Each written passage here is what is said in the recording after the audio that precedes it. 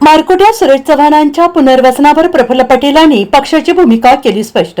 म्हणाले, पक्षात कुठलीही मतभिन्नता नाही. पावसाळी अधिवेशनावेळी विधिमंडळाच्या सभागृहात रमी खेळणाऱ्या कृषी मंत्र्यांचा राजीनामा मागितला म्हणून छावा संघटनेच्या प्रदेशाध्यक्षांना जबर मारहाण करणाऱ्या सुरेश चव्हाण यांचे घटनेनंतर महिन्याच्या आतच राजकीय पुनर्वसन करण्यात आले. युवक प्रदेश अध्यक्षपदावरून हकालपट्टी झालेल्या सुरेश चव्हाण यांची आता राष्ट्रवादीच्या प्रदेश सरचिटणीसपदी निवड करण्यात आली आहे. पक्षाचे प्रदेश अध्यक्ष सुनील तटकरे, मंत्री छगन भुजबळ, आदिती तटकरे, नवाब मलिक, समीर भुजबळ यांच्या उपस्थितीत सुरेश चव्हाण यांना नियुक्तीचं पत्र देण्यात आल्यानंतर पक्षावर आणि नेत्यांवर मोठ्या प्रमाणात टीका झाली. त्यानंतर पहिल्यांदाच पक्षाचे नेते आणि खासदार प्रफुल्ल पटेलांनी राष्ट्रवादी काँग्रेसची भूमिका स्पष्ट केली. सुरेश चव्हाण आमच्या पक्षाचा जुना आणि ज्येष्ठ सहकारी असल्यानं फेरनियुक्ती केल्याचं प्रफुल्ल पटेल यांनी म्हटलेलं आहे.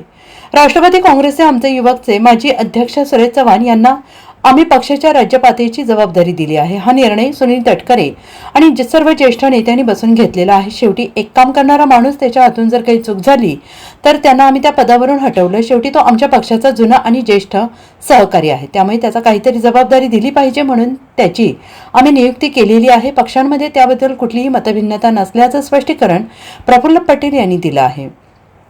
राष्ट्रवादी युवक काँग्रेसचे माजी प्रदेशाध्यक्ष सुरेश चव्हाण यांची छावा संघटनेच्या नेत्यांना मारहाण केल्यानंतर हकालपट्टी करण्यात आली होती. मात्र आता यांना परत फेरनियुक्ती देताना प्रदेश सरचिटणीस पद दिलेलं आहे. यावर प्रफुल्ल पटेल भंडाऱ्यात बोलत होते.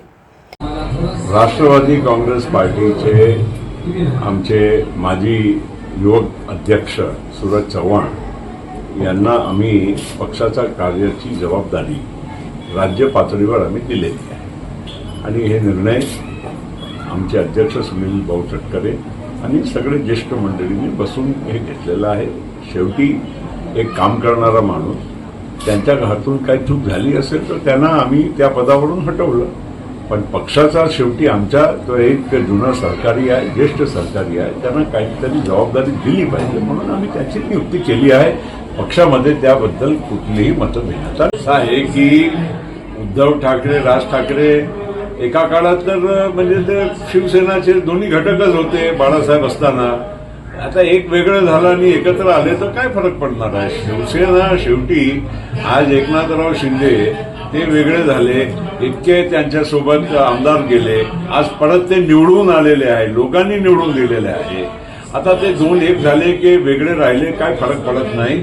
जी शिवसेनाची ताकद आहे एकनाथ शिंदेच्याकडे आहे आणि नक्कीच मुंबई महापालिकामध्ये 90 पैकी जवळपास 55 जे नगरसेवक आहेत ते ऑलरेडी एकनाथ शिंदेच्या बरोबर आलेले आहेत.